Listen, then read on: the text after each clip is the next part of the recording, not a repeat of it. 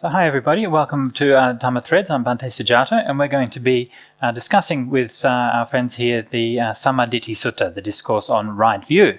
And we've been discussing this for a number of sessions now, and we've reached the section of the sutta that's talking about aging and death.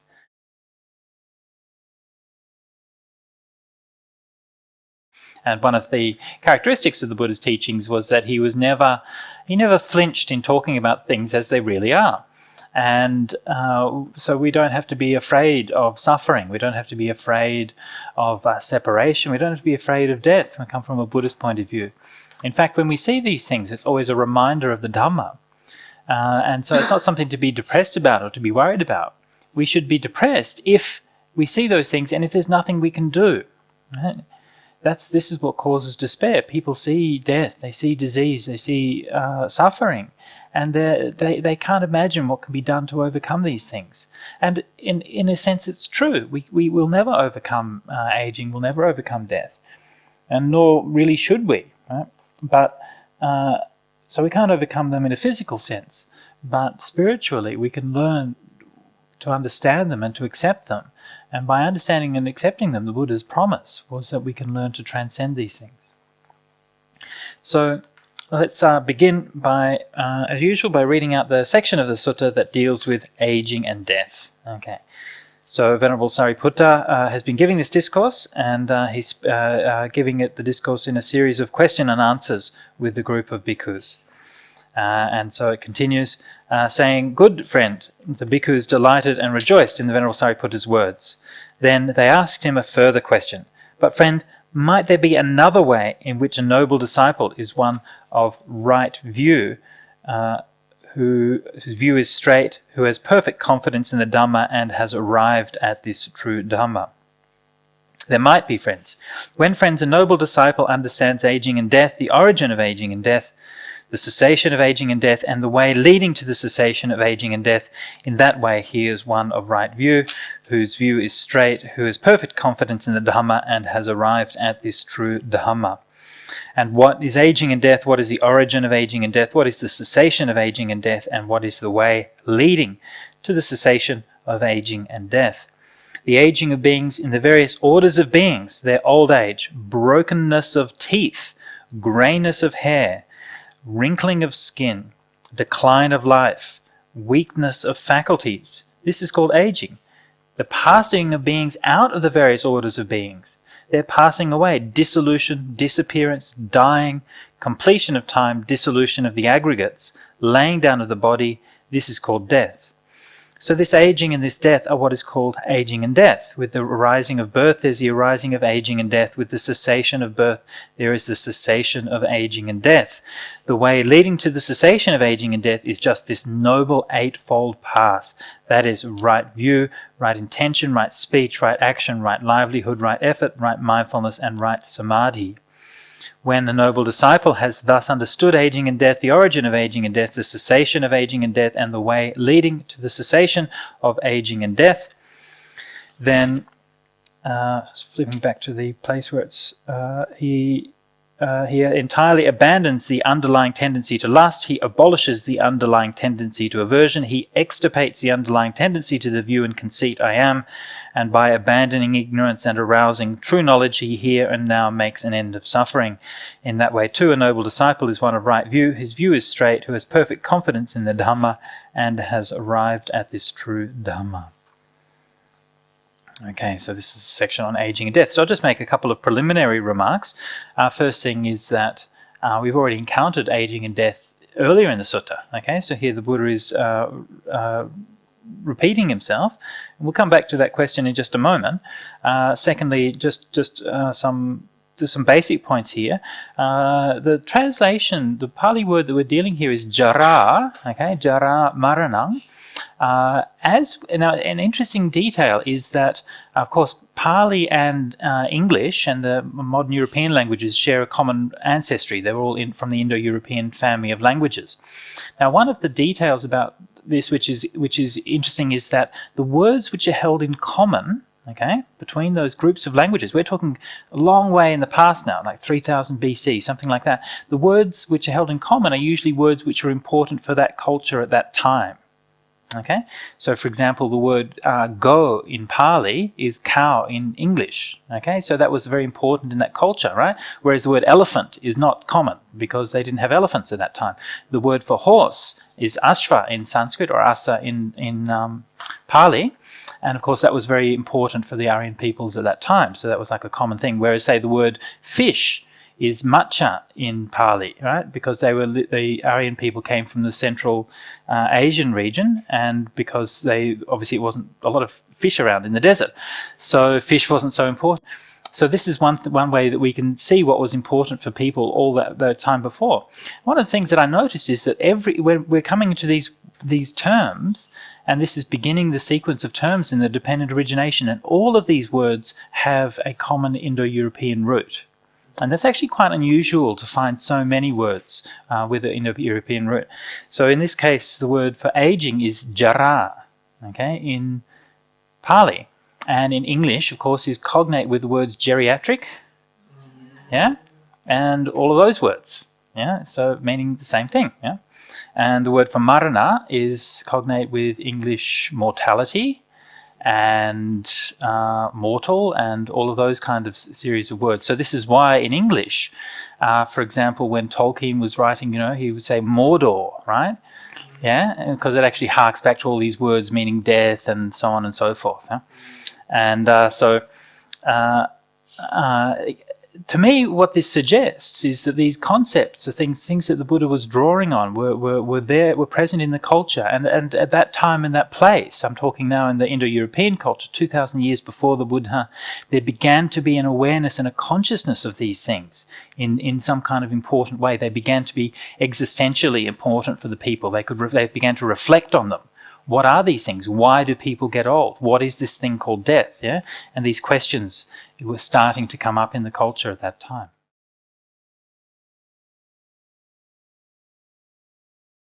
Alain de Botton, the English philosopher, said that religions are cultures of repetition. And and I think that's common not just in Buddhism but in other religions as well. If you're in, and this is certainly my experience when I was brought up as a Catholic, you sort of go along to the church every Sunday and you hear more or less the same sermon with a few variations, right? And the point being that the actual truths that we're trying to get across are actually pretty simple most of the time, right? And, obviously there's something to be learnt in terms of the content and so on, but the most important thing is to just keep being reminded of those simple truths. And he pointed out, I think it's a very good point, that in the academic world, in our modern education, we have the very strange idea that you can somehow be in a classroom when you're 14 and somebody will tell you something and you're expected to remember that for the rest of your life. And it's complete madness, right? You've forgotten it by 5 minutes later. You've certainly forgotten it by the time you've walked out of the classroom. So with the religious teachings, especially the Dhamma teachings, it's structured so that it's a constant reminder going over the same things from a slightly different perspective and teaching you the same thing again and again and again. And the other very important thing about the repetition is something that's become really apparent to me. I've been working on this website, Sutta Central, and we've been editing and putting together the Buddhist texts from all different traditions, of Pali, Chinese, Sanskrit, and so on, and lots of repetitions there, right? And you realize that it's all about backups, okay? If you've got, Sinsin was just talking about earlier, he did this essay when he was younger, and then the file got corrupted, and he's like, all these days of work, and then the despair, and 6,000 words gone, right? And we've all been there, right? We just said that because I was doing an email this morning, and it just vanished when I finished the email. So the suttas are structured so that if you lose some suttas, it doesn't matter too much, right? And so the Sangha in those early days was deeply concerned to preserve the Dhamma and pass the Dhamma down. And we find this echoed again and again and again in the narratives and stories around that period, so that the true Dhamma can last long. And so they gathered all of these suttas. They didn't care how many times you repeat the same thing in a slightly different way. That's fine, right? You have 10 different versions of the same thing. Then somebody forgets one of them, that's kind of all right. You've still got 9 of them left, And so they keep on repeating them and repeating them. And this is why, like in each Nikaya, you find almost always that the main teaching, so for example, this teaching on aging and death and so on, we find in the Mahanidana Sutta in the Digha Nikaya, we find it here in the Majjhima Nikaya, we also find it in the Nidana Samyutta in the Samyutta Nikaya. I don't know if we find those paragraphs in the Anguttara Nikaya. I can't remember off the top of my head, but certainly in most of the Nikayas we find that same thing. Also in the Abhidhamma we find the same thing. So all those different collections, right, and these, remember, would have all been maintained usually or often in different monasteries, right? So the different teams of reciters with different teachers would have been reciting these in different places, and then every so often they'd get together and recite together to keep them all consistent and so on. And so all of that is backups, right? Somebody makes a mistake, somebody forgets something, then it can always be corrected because somebody has the same passage from somewhere else. The Digha reciter gets together with the Majjhima reciter and says, no. Aging is, breaking of teeth comes before the wrinkling of skin, not the other way around, yeah? And, which I can prove from my own experience. I broke my teeth when I was a kid, so that definitely happens first. So, so this it. When we're reading the literature, like any form of literature, it is dependent on and shaped by the form and the cultural surroundings that make it possible. Yeah, and just as we can do different kinds of literature now with computers that we couldn't do before with pen and paper or with printing. Yeah, in the same way, the oral literature, there are certain things which become possible and certain things which are closed off, certain things you can't do. And so this is one of the ways that I think, incredibly skillfully and incredibly powerfully that they use the limitations of that oral culture in order to preserve the teachings. Yeah.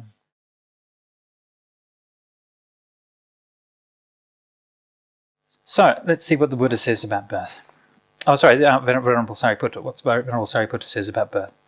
Saying, "Good friend, the bhikkhus delighted and rejoiced in the Venerable Sariputta's words, and they asked him a further question. But friend, might there be another way in which a noble disciple is one of right view, whose view is straight, who has perfect confidence in the Dhamma, and has arrived at this true Dhamma?"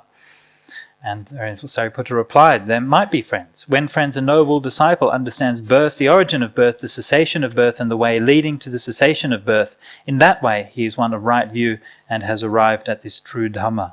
And what is birth? What is the origin of birth? What is the cessation of birth? What is the way leading to the cessation of birth? The birth of beings in the various orders of beings, their coming to birth, precipitation in a womb, generation, manifestation of the aggregates, obtaining the bases for contact.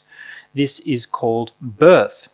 With the arising of being, there is the arising of birth. With the cessation of being, there is the cessation of birth.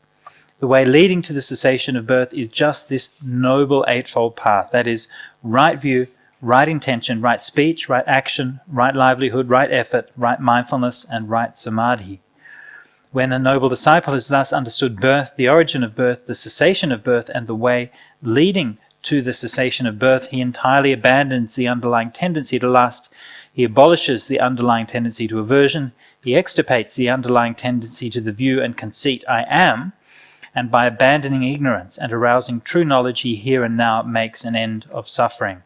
In that way, too, a noble disciple is one of right view, whose view is straight, who has perfect confidence in the Dhamma, and has arrived at this true Dhamma. So this is the section on birth, and I'll just make a few comments on that section before we go into the discussion. As with the discussion on old age and death, here we have a description which is straightforwardly in a sort of organic sense, right, of what organic birth is. The birth of beings in the various orders of beings, and in other suttas, such as the Mahanidana Sutta and so on, it sort of clarifies what it means is the birth of birds into the order of birds, of crawling things, humans as humans, quadrupeds as quadrupeds, devas as devas, and so on. So the precipitation in the womb, that's one of the problems in translating these things sometimes is that the Pali words have a fairly clear contextual meaning. But sometimes when people translate it, they try to translate it to a way that sort of captures the literal meaning of it, as well as the contextual meaning. Okay, so in this case, we have a word like abhinibhati, which just means rebirth, okay? And it really should be just translated in the same way. But here Bhikkhu Bodhi is translated as precipitation, which is, it's not really a word that we use in English to talk about being reborn, is it, right? Oh yes, I had a new baby was precipitated the other day, is not exactly what we kind of say, right? So it should be something, but actually jati more commonly means conception, actually, rather than birth, even though we use birth, but literally the way that it's used means conception, yeah. And so all of these words, even though it's not entirely clear in the English translations, the manifestation of the aggregates and obtaining the basis for contact. So this occurs, as is made clear in suttas like Mahanidana Sutta and the Mahatanha Sankhaya Sutta. And this refers to the, it doesn't refer to just to sort of opening your eyes and seeing or something like that, but it refers to the organic development of the sense organs in the embryo. Okay, so this is what when an embryo is first developing, first it develops the sense of touch, yeah, and then gradually the different sense organs develop and the capacity to experience these different ways develops. So this is what it means here by obtaining the basis for contact. Again, it's one of those phrases which is quite clear in the Pali, but it's a little bit awkward to try to translate it directly into English. Even though, I mean, we always, Bhikkhu Bodhi's translations are by far the most precise and the most accurate, but I still think that in some ways he has a tendency to perhaps be a little bit overly literal in the renderings, and perhaps sometimes, would like to see things that were rendered a bit more sort of just straightforwardly translating the meaning. It can be a little bit less misleading sometimes. Although I understand it's a matter of judgment and balance about how that's applied in different contexts. So it's not one's right or one's wrong, but especially when understanding the technical terms and the way that they're used, it's very important to be reserved and cautious about what kinds of inferences we make on the use of certain words. This is something I find that people often make the mistake when they're reading the suttas, is they'll read a particular English word and they'll immediately spin off on some connotation that English word has for them, right? Of course, that connotation that they're bouncing off is completely alien to the meaning of the actual underlying Pali word, right? It just happens to have been picked up for some reason because of the choice of translation. So, especially with these more subtle, more philosophical terms, we need to sort of just be cautious about what we're reading into it, and to try to be sensitive to how the words are used in different contexts. And this is one of the advantages of, having mentioned the disadvantage of the translation style that Venerable Bodhi uses, which is very literal. The advantage of that style is that he, as much as possible, uses the same English word to translate the same Pali word in different contexts, right? So even though that sometimes means that in one particular context or another it might be a bit awkward, what it does mean is that you can actually see that this word is being used across these different contexts, yeah? And you can actually recognize this is the same word that's being used. And if your translation is less precise, you can't get that, yeah? So these are just sometimes the balances that the translators have to strive for. So it's a matter of appreciating the particular approach that a translator's used, and trying to understand the effect that it has on how you read the text. Yeah.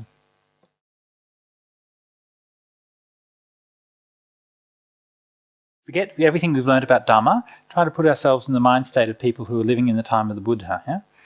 Now, that was an agrarian culture. Right? People would plant the seeds, grow the rice, and so on.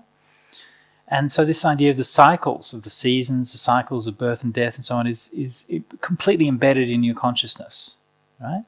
And you're doing that every year. That's what your life consists of. Planting the seed, watching it grow, nurturing it, harvesting it, planting it again, and so on. And you see these cycles going again and again and again and again. Yeah? And so this idea of the cycle of life, right? The cycle of birth, aging and death, it emerges from this kind of culture. And the Buddha himself uses these imagery of like the seed and the field and so on when talking about rebirth. Yeah? And this is where it comes from. So in that cycle, right, how do we kind of relate to that cycle? Right? How do we relate to that cycle? What do we actually think about it? Well, the way that all religions relate to that, okay, the value that they place in that cycle is that they want more birth. Birth is what we're looking for, right? Yeah, and we see all religions, they have these fertility rituals. Right? They have these seasonal rituals when we're just in around now time is the time of song. In fact, I think this weekend is the Songkran festival in Thailand. Right, this is another fertility ritual. Right, you go around and you throw water on everybody, and this is to promote the rainy season and the water for the crops, and so that the good crops will grow. This is what all the religious and spiritual activities are about: is having more birth, more life, more of all of these things, yeah?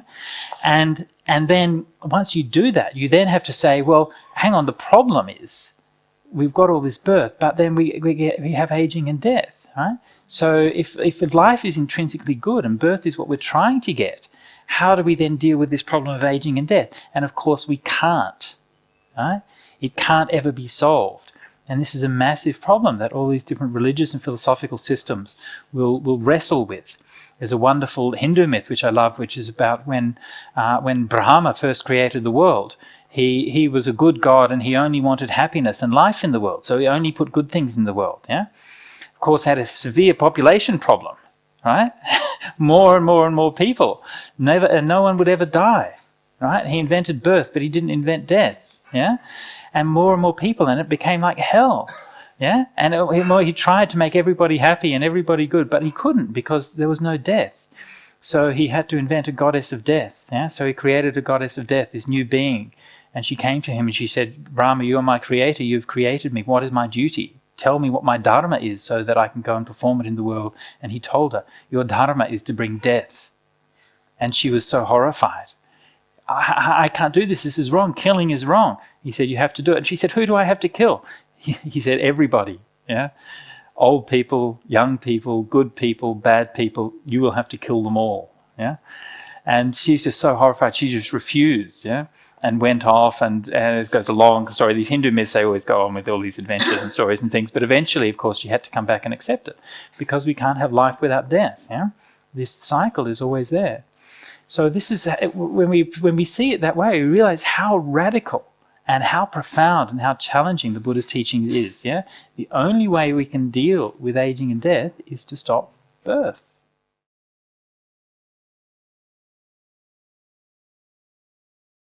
There's this saying, I mentioned it in the Dhamma talk last night, but this saying by Rousseau, the French philosopher, said that man is born free, but is everywhere in chains.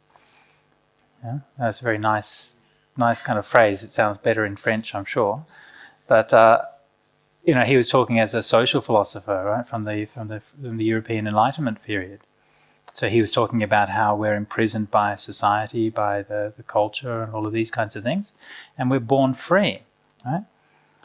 It sounds very appealing, right? We have this kind of intrinsic nature which is free. From a Buddhist point of view, we're not born free at all. Yeah, we're born actually. Look at a baby. What's a baby free to do? Really? Yeah, crawl around?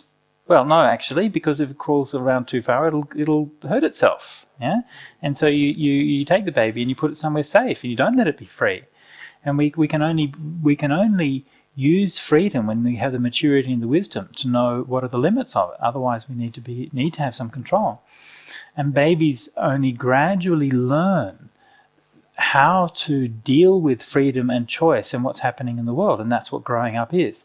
And I think it's very interesting and I think an underappreciated aspect of the Buddha's teachings. I think he was the first religious or philosophical teacher anywhere to really address this question of infant development and bring this right into to dependent origination. He talks about it quite explicitly in a number of suttas, in the Mahatanha Sankhaya Sutta, also in the Mahanidana Sutta and other places. Talks about how a child is born and gradually grows up, learns to play with toys and these kinds of things, gradually experiences things through the senses and likes and dislikes them, and learns and grows through that whole kind of experience. So we come from this birth which in a sense has wiped off experiences and things that we've had from our past life, right?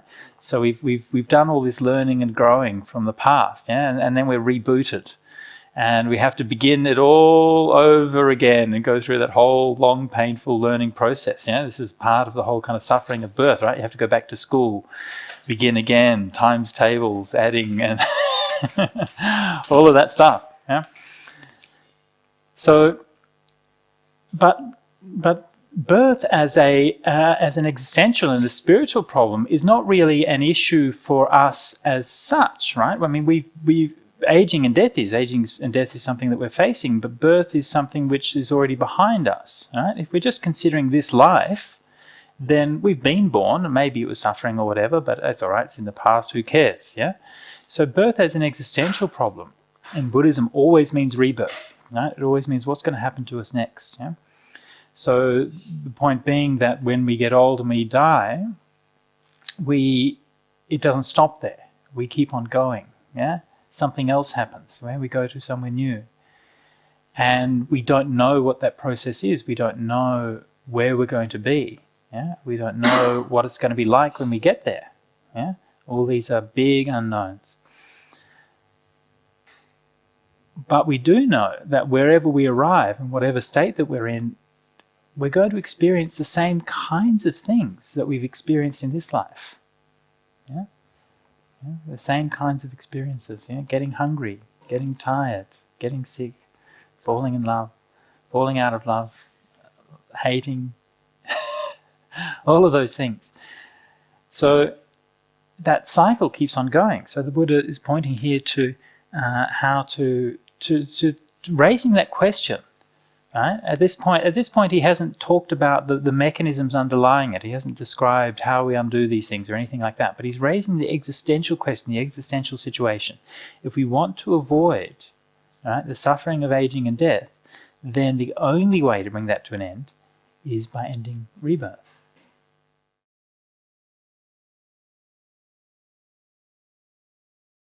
Okay, so in Western sort of science, you've had this kind of debate, I guess, over the years in anthropology and psychology and different fields about, as you say, nature versus nurture. So the idea of what is it that we're endowed with when we're born and what is that influences us up as we grow up. And obviously both of those things are important.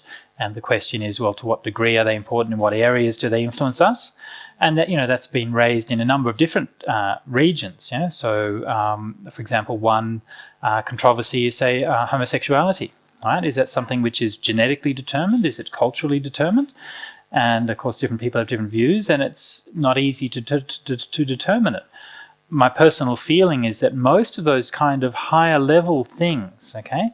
So by higher level things, I mean things that operate at a fairly sophisticated level of consciousness, right? So this is like a sort of sexual preference, or something like intelligence is another thing, right? So how much is intelligence inherited and how much is it due to culture, right? Not easy to determine at all, right? To my mind, most of those higher level things come about through a complicated interaction of things, and I don't think that those higher level things are usually one thing anyway. Right? I think there's just one word that we use and we assume that there's something that correlates to it, whereas in fact it's a complex of quite different things that we're talking about, each of which is influenced by our nature and our nurture in different kinds of ways. So, I mean, as opposed to, say, something like eye colour, for example, which is quite a simple thing and that's genetically determined and it's pretty straightforward, right? So these more sophisticated aspects of ourselves, say something like intelligence. I don't think there is anything that's intelligence. I don't think an IQ test is measuring a thing called intelligence, right? I think an IQ test is measuring your ability to do IQ tests. Yeah, and if you think that it's important to be able to do IQ tests, then that's great. But there's no thing called intelligence which it's relating to. From a Buddhist point of view, though, what we would say is that in addition to the genetics, which is important, in addition to the culture, which is important, and the surroundings in your upbringing, there's also another factor, which is your karma, and which is not to be accounted for by these things. There was a study done some time ago, a very interesting study done of the behavior of identical twins in the womb. Right? Very interesting. Yeah? Completely identical genetics, yeah? Identical environment, yeah? And yet distinct personalities. Yeah, just very distinct personalities. One, for example, one embryo will be more active, one more quieter, and that will maintain as they grow up into adulthood into different personalities. One's more extroverted, one's more introverted, and what's that X factor? What's the factor that can't be accounted for by genetics, can't be accounted for by culture and upbringing? From a Buddhist point of view, you'd say, well, that's their karma, right? And that's what they're bringing into it. So when a person is born, they're born into this world as a person, yeah? Born into this world as a distinct individual. And that's something I think that every parent knows, right? That they think of their children as being an extension of themselves. And gradually the evolution and the growth of a parent is to realize that actually this is a person who will make their own decisions. And sometimes I'm not going to like their decisions. And sometimes they're going to do all of these things that I don't understand because they're actually a distinct person. They're not just part of me. Yeah. So, yeah, from a Buddhist point of view, we see these things as a complex interplay of different kinds of causality. Yeah. So to come back to this question of birth, in a human realm, we are born in a way that everything's more or less wiped off. Okay. Now, except in the case of people who can recollect their past lives, yeah, and I think that there's actually quite a lot of people, especially younger people, before the age of about 7, who can recollect their past lives to some degree or another. But leaving that aside, for the most part, our past is a mystery, yeah? So we get kind of reborn. So this is why that process, right, is hidden behind this veil of delusion, right? And this veil of ignorance, this avidya. As we go on in dependent origination, we're going to be coming closer to that avidya, yeah? Closer to understanding what is that veil that's hiding things, yeah? And this is what's hiding that precisely, that's what avidya means, is hiding what's happening at aging and death and what happens after that. When you get reborn, what actually is going on? Why does that process happen? What is the process, what's going on, and why does it go on? Yeah. So from a Buddhist point of view, we can learn to understand that and we can learn to unravel it, yeah, by undoing the causes which are leading to birth. Yeah. And so those are things which we're going to be talking about more in the future sessions as we go and look at some of the other factors of dependent origination and how they're evolving. But I do believe that we're running out of time now, so our discussion of birth this morning will have to come to an end. It's got old and our discussion is about to die. So thank you so much for your attention and your participation. It's been a wonderful discussion as always, and I look forward to seeing you again next time.